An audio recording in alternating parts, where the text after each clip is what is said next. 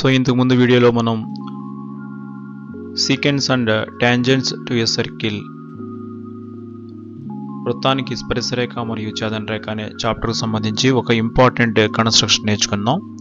So మనందరూ తెలుసు SSC public ఎగ్జామినేషన్లో ఎస్ఐ క్వశ్చన్లో కంపల్సరీగా మనం కన్స్ట్రక్షన్ అనేది చేయవలసి ఉంటుంది. సో దీనికోసం ఈరోజు మనం వేరే కన్స్ట్రక్షన్ నేర్చుకుందాం. ఇది సిమిలర్ ట్రయాంగిల్ చాప్టర్లోది, స్వరూప త్రిభుజాలు చాప్టర్లోది. ఆ కన్స్ట్రక్షన్ ఏంటంటే, ఇచ్చిన త్రిభుజం ఏబీసీకి స్వరూపంగా ఉంటూ దాని భుజాలకు 5/3 రెట్లు ఉండే అనురూప భుజాలు కలిగిన త్రిభుజాన్ని నిర్మించండి. సో ఇంగ్లీష్లో మీడియం చూద్దాం ఒకసారి. Construct a triangle shadow similar to the given triangle ABC with its sides equal to 5/3 of the corresponding sides of the triangle ABC. So ఇది కన్స్ట్రక్షన్. సో కన్స్ట్రక్షన్ స్టార్ట్ చేద్దాం. కన్స్ట్రక్షన్ స్టార్ట్ చేసే ముందు మనం ఒక rough diagram వేసుకోవాలి ఎప్పుడు కూడా. So rough డయాగ్రామ్కి 1 mark అనేది కేటాయించబడడం జరుగుతుంది ఎగ్జామినేషన్ ప్రిన్సిపల్ ఆఫ్ వాల్యుయేషన్లో. సో ఒక రఫ్ డయాగ్రామ్ అనేది ఫామ్ చేయడం జరిగింది. సో ఫస్ట్ మనం ఒక ట్రయాంగిల్ తీసుకుందాం. సో ఈ ట్రయాంగిల్ ఏబీసీ. సో ఈ ట్రయాంగిల్ ఏబీసీకి మనం ఏం చేయాలంటే బి నుండి ఒక ఎక్యూట్ యాంగిల్ రే డ్రా చేయాలి. అల్ప కిరణం అనే ఒక అల్ప కిరణాన్ని మనం వేసుకోవాలి. అంటే బీతో యాంగిల్ బీతో ఎక్యూట్ యాంగిల్ చేస్తూ ఉండే విధంగా, యాంగిల్ బీతో అల్ప కోణం చేసే విధంగా ఒక కిరణాన్ని మనం వేసుకోవాలి. సో ఈ విధంగా కిరణాన్ని వేసుకున్న తర్వాత so compass, with the help of compass we have to draw 5 arcs on this ray. So వృత్తలేఖన సహాయంతో ఈ ఏదైతే కిరణం మనం గీసుకున్నామో ఈ కిరణంపై 5 చాపాలను మనం గీయాలి. సో వృత్తలేఖన తీసుకున్నాను. సో ఫస్ట్ ఆర్క్ డ్రా చేస్తున్నాను. I'm going to draw the first arc.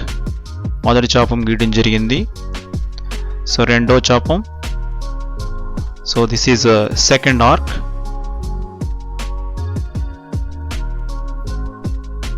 మూడవ చాపం, థర్డ్ ఆర్క్. సో ఈ చాపాలు, ఈ ఆర్క్స్ యొక్క రేడియస్ ఇప్పుడు కూడా ఈక్వి రేడియస్ ఉండే విధంగా మనకు కనిపిస్తుంది క్లియర్గా అక్కడ. సో ఇప్పుడు నేను ఫోర్త్ ఆర్క్ డ్రా చేస్తున్నాను, 4వ చాపాన్ని.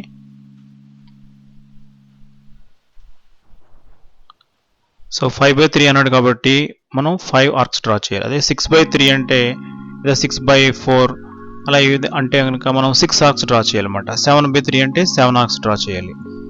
సో ఈ విధంగా 5 ఆర్క్స్ డ్రా చేసిన తర్వాత ఈ ఆర్క్స్కి మనం నేమ్స్ డినోట్ చేస్తాం అన్నమాట. ఆ నేమ్స్ ఏంటంటే B1, B2, B3, B4, B5. So ఈ విధంగా మనం ఆ ఆర్క్స్ ఎక్కడైతే ఇంటర్సెక్ట్ చేస్తాయో ఆ పాయింట్స్ని B1, B2, B3, B4, B5గా denote చేయడం జరిగింది. ఇప్పుడు మనం ఏం చేయాలంటే 5/3 అన్నాడు కాబట్టి సో B3 అండ్ Cని జాయిన్ చేయాలి. దానికంటే ముందుగా మనం BCని ఎక్స్టెండ్ చేసుకోవాలి. ఎక్స్టెండ్ చేసుకున్న తర్వాత B3Cని జాయిన్ చేయాలి. So with the help of scale we have to join B3C.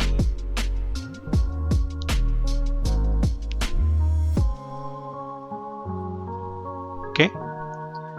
So after joining B3C we have to draw a parallel line to B3C from B5. So first we are going to join B3 and C. So B3Cని కలపడం జరిగింది. ఇప్పుడు మనం ఏం చేయాలంటే B3C నుండి B3Cకు B5 నుండి ఒక సమాంతర రేఖ వేయాలి. సో మనందరికీ తెలుసు సమాంతర రేఖలు వేయాలంటే మనకి సెట్ స్క్వేర్స్ని యూజ్ చేస్తాం. So we all know that to draw parallel lines we are using set squares. So ఒక సెట్ స్క్వేర్ని తీసుకుని ఏం చేయాలంటే ఏ లైన్కి అయితే మనం సమాంతర రేఖ వేయాలనుకుంటున్నాం, ఏ రేఖకైతే సమాంతర రేఖ వేయాలనుకుంటున్నాం దాని మీద పెట్టాలి ఒక సెట్ స్క్వేర్ని. మూలమట్టం అంటాం తెలుగులో దీన్ని మనం. సో ఈ విధంగా పెట్టాలి. సో రెండో సెట్ స్క్వేర్ని ఏం చేయాలంటే అది దానికి 90 degrees యాంగిల్ చేస్తూ ఉండే విధంగా చూడండి. ఈ విధంగా రెండో సెట్ స్క్వేర్ని పెట్టాలి. పెట్టి రెండో సెట్ స్క్వేరు ఆ B5ని టచ్ చేసే పాయింట్ ఎక్కడ ఉందో అక్కడ వరకు తీసుకువెళ్ళాలి. సో B5ని టచ్ చేసే పాయింట్ వరకు చూడండి. B5ని టచ్ చేస్తుంది ఇక్కడ. ఓకే. సో అక్కడి నుంచి మనం ఒక లైన్ డ్రా చేసుకుంటూ వెళ్ళాలి. సో ఈ లైన్ ఏం చేస్తుందంటే ఈ ఎక్స్టెండ్ BCని C' వద్ద ఖండిస్తుంది. So now we have to draw a line. So this line intersect extended BC at C dash. So యాక్చువల్గా ప్యారలైన్స్ డ్రా చేయాలంటే ఈ విధంగా సెట్ స్క్వేర్స్ యూజ్ చేయాలి. అయితే ఎగ్జామినేషన్లో మీరు సెట్ స్క్వేర్స్ యూజ్ చేశారా, ఏమి యూజ్ చేశారనేది ఎవరు చూడరు కాబట్టి సింపుల్గా ప్యారలైన్స్ ఉండే విధంగా డ్రా చేసుకుంటే సరిపోతుంది. సో కానీ సిస్టమేటిక్గా నేర్చుకోవాలి. యాక్చువల్గా ఒక ప్యారలైన్ డ్రా చేయాలంటే దాని యొక్క విధానం ఇది. రెండో విధానం కూడా ఉంది, కానీ దానికంటే ఇదే బాగుంటుంది. సో ఈ విధంగా సెట్ స్క్వేర్ యూజ్ చేసి అదేవిధంగా సో ఏసీకి కూడా మనం ఒక ప్యారలైన్ డ్రా చేయాలి. ఎక్కడి నుంచి డ్రా చేయాలి? దాన్ని సి డాష్ నుండి. So similarly we have to draw another parallel line to AC from C dash. Okay, so ఈ విధంగా డ్రా చేసిన తర్వాత సో ఇప్పుడు మనం ఏం చేయాలంటే బిఏని ఎక్స్టెండ్ చేయాలి. So now we have to extend బిఏని పొడిగించాలి. సో ఎక్స్టెండ్ చేసిన బిఏ వచ్చి ఇంతకుముందు గీచిన సమాంతర రేఖని ఏ డాష్ వద్ద ఖండిస్తుంది. So this extended line BA intersect the previous parallel line at A dash. So we can observe A dash B C dash is the required triangle. So A dash B C dash అనేది మనకి కావలసిన త్రిభుజం ఏర్పడింది. So ఎందువల్ల ఇది ప్రాబ్లంలో ఇచ్చిన దాని ప్రకారము ఈచ్ సైడ్కి 5/3 ఉంటుంది. A dash B C dash అనేది మనం చాలా క్లియర్గా చెప్పుకోవచ్చు. సో ఫస్ట్ మనం స్టెప్స్ ఆఫ్ కన్స్ట్రక్షన్ నేర్చుకున్న తర్వాత సో దాని యొక్క ప్రూఫ్ కూడా తెలుసుకుందాం. So steps of construction: draw triangle ABC with the given measurements. So ఇచ్చిన కొలతలతో ఒక త్రిభుజాన్ని నిర్మించాలి. యాక్చువల్గా ఈ కన్స్ట్రక్షన్లో వాడు మెజర్మెంట్స్ ఇవ్వలేదు. సో మీ విధంగా ఏదైనా ఒక ట్రయాంగిల్ డ్రా చేసుకోవచ్చు. So next, draw and acute angle ray BX. So B నుండి ఒక అక్యూట్ యాంగిల్ రేని అంటే అల్పకోణం కలిగిన ఒక కిరణాన్ని మనం గీసుకోవాలి. Draw 5 arcs on ray BX which are denoted by the letters B1, B2, B3, B4, B5. So ఏదైతే మనం అల్పకోణం కలిగిన కిరణాన్ని వేసుకున్నామో ఆ కిరణంపై సమాన వ్యాసార్థాలు ఉండే విధంగా B1, B2, B3, B4, B5 గుర్తించే విధంగా 5 చాపాలను మనం వేసుకోవాలి. Join B3C. B3ని Cని జాయిన్ చేయాలి. B3ని Cను కలుపుకోవాలి. Draw a parallel line to B3C from B5 which intersects the extended BC at C dash. So B3Cకి మనం ఒక సమాంతర రేఖ వేయాలి B5 నుండి. ఈ సమాంతర రేఖ పొడిగించిన BCను C డాష్ వద్ద ఖండిస్తుంది. Draw a parallel to BC from C dash which intersects the extended AB at A dash. So అదేవిధంగా మనం BCకి C dash నుండి మరొక సమాంతర రేఖ వేయాలి. ఈ సమాంతర రేఖ పొడిగించిన ABను A dash వద్ద ఖండిస్తుంది. So last point. So A dash B C dash is the required triangle shadow. So A dash B C dash అనేది కోరిన త్రిభుజం ఏర్పడినది. సో ఈ విధంగా మనం స్టెప్స్ ఆఫ్ కన్స్ట్రక్షన్ రాసుకోవాలి. సో ఇప్పుడు ఈ కన్స్ట్రక్షన్ ఎందువల్ల మనం సాటిస్ఫై అయ్యాం, ఎందువల్ల దీన్ని యాక్సెప్ట్ చేస్తున్నాం అంటే మనం దాని యొక్క ప్రూఫ్ చెప్పుకోవాలి. సో ఇక్కడ మనకు కన్స్ట్రక్షన్ ఏదైతే మనం డ్రా చేసామో ఆ కన్స్ట్రక్షన్ కనిపిస్తుంది ఇక్కడ. సో ఎందువల్ల మనం దీన్ని జస్టిఫై చేయాలంటే దాని ప్రూఫ్ చూద్దాం ఒకసారి మనం. చూడండి, ఇన్ ట్రయాంగిల్ ఏబిసి, ఇక్కడ ఏబిసి ట్రయాంగిల్ కనిపిస్తుంది. ఈ ఏబిసి ట్రయాంగిల్లో అనే విధంగా next A dash B C dash, ఈ 2 ట్రయాంగిల్స్ మనం అబ్జర్వ్ చేసినట్లయితే సో యాంగిల్ బి వచ్చి యాంగిల్ బికి ఈక్వల్ అవుతుంది. అదేవిధంగా angle BAC is equal to angle BA dash సికి ఈక్వల్ అవుతుంది. ఎందువల్లంటే అవి కరెస్పాండింగ్ యాంగిల్స్ కాబట్టి. సో ఆటోమేటిక్గా triangle ABC, triangle A dash B C dash, ఈ 2 ట్రయాంగిల్స్లో కూడా 2 కరెస్పాండింగ్ యాంగిల్స్ ఈక్వల్ అవుతున్నాయి. ఇక్కడ యాంగిల్ వచ్చి ఈ యాంగిల్కి ఈక్వల్ అవుతుంది. సో ఎప్పుడైతే 2 ట్రయాంగిల్స్లో 2 కరెస్పాండింగ్ యాంగిల్స్ ఈక్వల్ అవుతాయో అకార్డింగ్ టు ఏఏ సిమిలారిటీ కోకో స్వరూపగత నియమం ప్రకారం ఈ 2 త్రిభుజాలు ఏమవుతాయంటే స్వరూప త్రిభుజాలు అవుతాయి. సో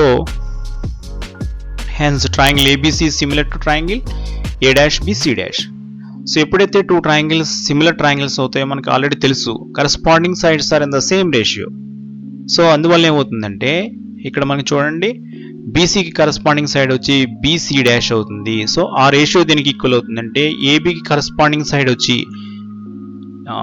ఏ డాష్ బి అవుతుంది. సో ఆ రెండు కూడా ఈక్వల్గా ఉంటాయి. ఈక్వల్గా ఉండటంతో పాటు ఇప్పుడు ఆల్రెడీ మనం ఇప్పుడే జస్ట్ ప్రూవ్ చేసాం ఇక్కడ.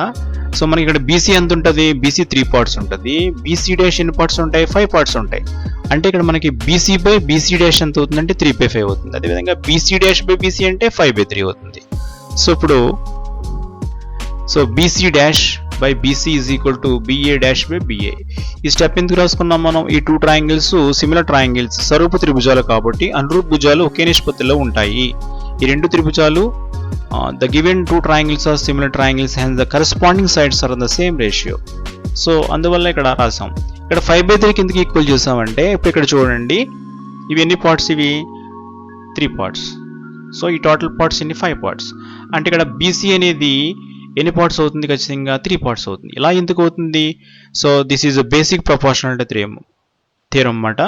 సో ప్రాథమిక అనుపాత సిద్ధాంతం నుండి ఒక త్రిభుజంలో 2 భుజాలను ఒకే నిష్పత్తిలో విభజించే రేఖ 3 భుజానికి సమాంతరం. దాని యొక్క విపర్యం చూసినట్లయితే ఒక త్రిభుజంలో ఒక భుజానికి సమాంతర రేఖ ఇచ్చినట్లయితే మిగిలిన 2 భుజాలను ఒకే నిష్పత్తిలో డివైడ్ చేస్తుంది. ఇక్కడ చూడండి, B3C అనేది దేనికి సమాంతరంగా వేస్తాం మనం? B5C' కి సమాంతరంగా ఉంది. We know that B3C is parallel to B5C'. కాబట్టి ఇది దీనికి సమాంతర రేఖ. కాబట్టి ఈ సమాంతర రేఖ ఏం చేస్తుందంటే ఈ భుజాన్ని ఏ నిష్పత్తిలో విభజిస్తుంది? ఈ భుజాన్ని కూడా అదే నిష్పత్తిలో విభజిస్తుంది. అంటే BC by BC dash is equal to, ఇవి ఎన్ని పార్ట్స్? 3 పార్ట్స్ కాబట్టి 3/5 అవుతుంది. సో దాన్ని ఇంకో విధంగా రాసుకోవచ్చు మనం, BC dash by BC is equal to 5/3 అని రాసుకోవచ్చు. So this implies BC dash by BC is equal to BA dash by BA is equal to 5/3 అవుతుంది. సో ఎప్పుడైతే 5/3కి ఈక్వల్ అవుతుందో, సో ఈ రెండు మనం తీసుకుంటే దీని నుండి ఏమవుతుందంటే BC dash is equal to 5/3 BC అవుతుంది. సో అంటే దీని నుండి మనకి ఏం తెలుస్తుంది? BC డాష్ అంటే A డాష్ BC డాష్ ట్రయాంగిల్లో BC డాష్ అనేది BCలో 5/3 ఉంటుందని వచ్చింది. సో అదేవిధంగా A డాష్ C డాష్ అనేది ACలో 5/3 అని ప్రూవ్ చేయొచ్చు. అదేవిధంగా A డాష్ B అనేది ABలో 5/3 ఉంటుందని ప్రూవ్ చేయొచ్చు. సో ఈ విధంగా మనం ఎందువల్ల ఈ కన్స్ట్రక్షన్ వేస్తామనేది లాజికల్గా మనం ఈ విధంగా ప్రూవ్ చేయొచ్చు అన్నమాట. సో అయితే ఎగ్జామినేషన్లో ఈ స్టెప్స్ ఆఫ్ కన్స్ట్రక్షన్ రాస్తే సరిపోతుంది. ప్రూఫ్ అంతా రాయవలసిన అవసరం లేదు. సో రఫ్ డయాగ్రామ్ మాత్రం కంపల్సరీగా వేయాలి. Thank you.